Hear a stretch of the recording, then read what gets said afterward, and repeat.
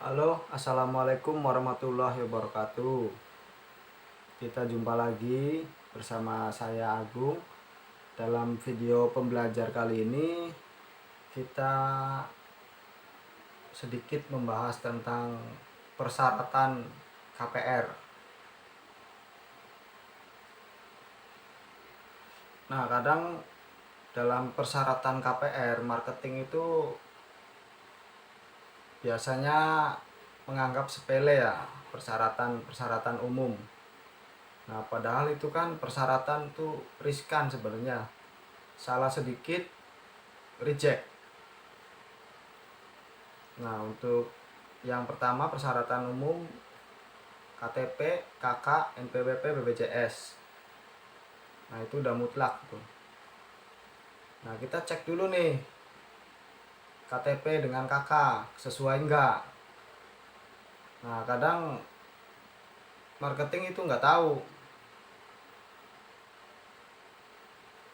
Jadi antara KTP dengan KK kadang nggak sesuai. Di KTP statusnya sudah berubah tapi di KK belum, ataupun sebaliknya.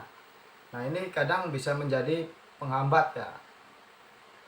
Jadi ini harus disesuaikan dulu. Di Dukcapilnya.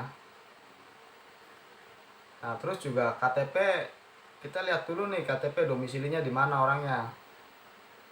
Nah, kadang kita asal booking aja ternyata KTP luar kota, kerja di luar kota. Kalau untuk perumahan subsidi kan nggak bisa. Nah, kita harus sortir di awal nih, dari mulai KTP dulu.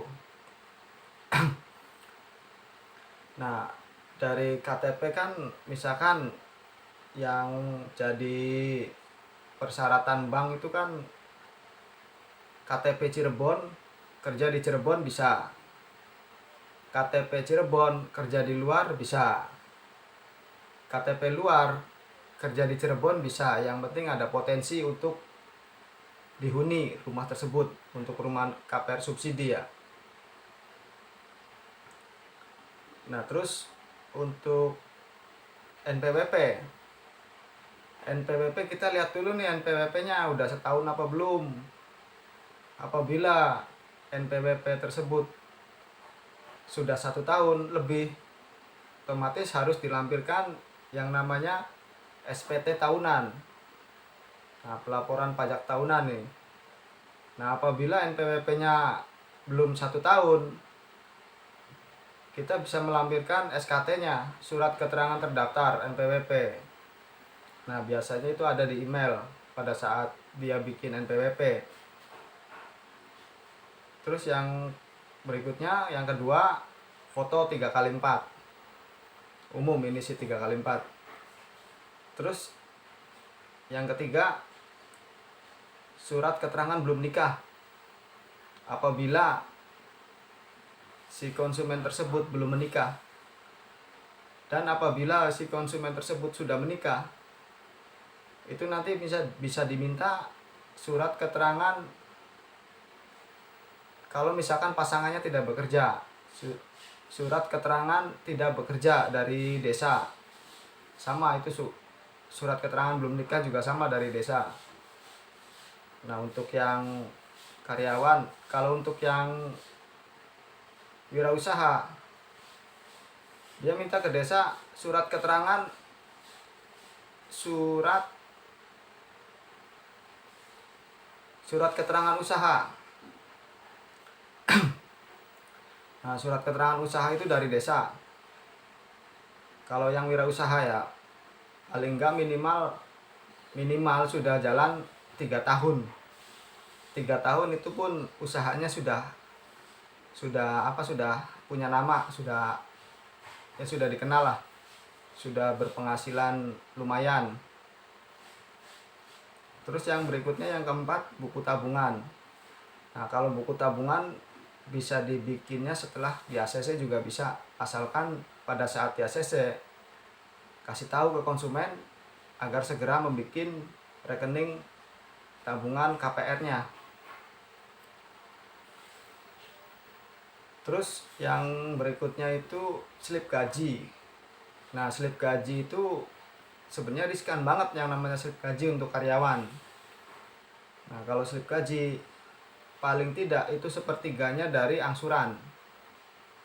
Jadi kalau misalkan angsurannya 960-an, paling enggak dia harus memiliki gaji 3 juta. Itu tidak punya hutang dan masih single.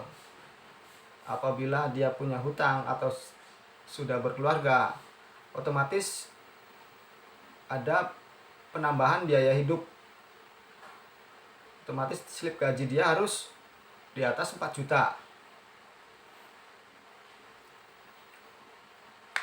Terus surat keterangan kerja dari perusahaan. Nah, ini bahas yang tadi yang surat slip gaji. Nah, kalau slip gaji itu kan untuk karyawan. Nah, kalau yang wirausaha dia bisa diganti dengan laporan keuangan, laporan rugi labanya dia. Nah, terus surat keterangan kerja dari perusahaan. Nah, paling enggak si karyawan harus sudah bekerja selama 3 tahun atau 1 tahun sudah diangkat karyawan bisa. Nah, kalau untuk wirausaha dia itu pakainya surat keterangan usaha. Nah, terus yang ke-8